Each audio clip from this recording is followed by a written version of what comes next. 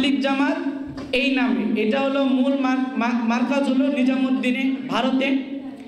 তো এখান থেকে ভাই যে যিনি প্রশ্ন করেছে যে মূল নিজামী সুরার সাথে ওনারা 17 বছর ছিল, আসলে না, এই নিজামী সুরা মূল ধারার সাথে ছিল, ওনারা মূল ধারার সাথেই ছিল, কিন্তু তাদের কিছু ব্যক্তি ওই মূল ধারার থেকে, মূল তাবলিগ থেকে, মূল সংগঠন থেকে বাহির চলে আসছে এবং বাহিরে এসে তারা আলাদা একটি তাবলিগ করতে চাচ্ছে, আলাদা সংগঠন তাবলিগ করে পরবর্তীতে তারা নিজামে সুরায় তালিম করেছে, যেটা জুবায়েরপন্থী বলছে। আসলে জুবায়েরপন্থীকে, এটা আমার জাতিকে জানতে হবে। জুবায়েরপন্থী হলো দাওয়াতুল তাবলিগের বিশ্ব ইজতেমায় বিশ্ব মাওলানা সাদ সাহেব যখন আসতেন, তার বাংলা বয়ান তর্জমা করতেন, তিনি এই দিয়ে তিনি সারা বাংলাদেশে একটি খ্যাতি এবং জনপ্রিয়তা অর্জন করছেন। তিনি তাবলিগের ওই সময় একজন সিনিয়র মুরব্বী ছিলেন এবং একজন সদস্য ছিলেন। পরবর্তীতে তিনি মূল ধারার থেকে বাইর হয়ে আসছে, ওনারা বাইর হয়ে এর পরবর্তীতে তাবলিগ শুরু করেছে একটা নিজামী সুরা। আসলে মূল তাবলিগ কারা, এটা জাতির সামনে ক্লিয়ার করতে হবে ভাই। একটা প্রশ্ন ছিল, যেটা হলো তাবলিগ জামাত তো অনেক আগে থেকে চলে, এখানে জুবায়েরপন্থী আর সাদপন্থী আসলে কেন?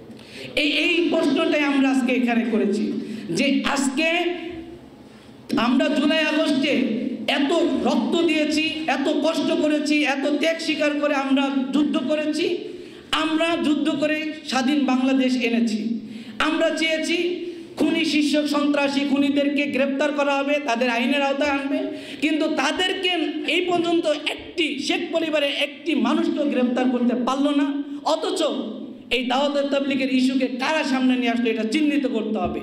এই ইস্যুকে সামনে আনার উদ্দেশ্যই ওই সন্ত্রাসীদেরকে ধামাচাপা দেওয়ার একটি গভীর পায়তারা আমরা মনে করছি, এই দেশের জনগণ মনে করছে। আগে তাদেরকে গ্রেপ্তার করতে হবে। এটা তো ভাই একটা ধর্মীয় অরাজনৈতিক ইস্যু, এটা তো আমরা ঘরোয়াভাবে বসে, এই সরকার বসে আমরা এটা সমাধান করতে পারবো। কিন্তু ওই ইস্যু কেন মিডিয়া কভার করছে না, ওই ইস্যু নিয়ে কেন রাজনৈতিক নেতৃবৃন্দ কথা বলছে না, কেন তাদেরকে গ্রেপ্তার করছে না?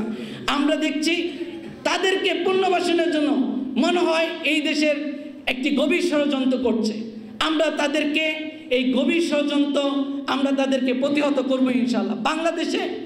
বাংলাদেশের ইতিহাসে এই আওয়ামী লীগের শীর্ষ সন্ত্রাসীদেরকে যতক্ষণ না শাস্তির আওতায় আনবে, তার আগ পর্যন্ত বাংলাদেশে আওয়ামী লীগের রাজনীতি করা কোনোভাবে এই দেশের জনগণ দিবে না ইনশাআল্লাহ।